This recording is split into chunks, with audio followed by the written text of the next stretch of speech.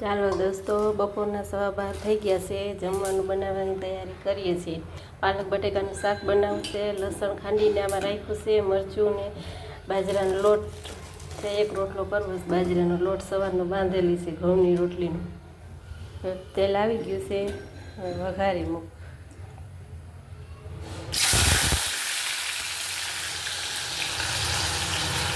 તો બપોરના 12:30 થઈ ગયા છે. રસોઈ માંડી દીધી હતી પહેલી. શાક થઈ ગયું છે. પાલક બટેકાનું શાક બનાવ્યું છે. સવારે થેપલા બનાવ્યા હતા, એનો લોટ પાડ્યો છે, એટલા થેપલા બનાવી નાખીશ. એક બાજરાનો રોટલો બનાવી નાખીશ. થોડી ખીચડી પાડી છે. પછી કોમેન્ટમાં એમ ન કહેતા કે આટલો લોટ તમને થઈ રહે 2 જણાને.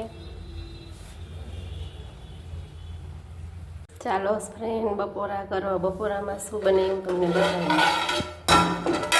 પાલક બટેકાનું શાક છે, અડદના પાપડ, મરચાં, સલાડ, મેથીના થેપલા ને બાજરાનો રોટલો.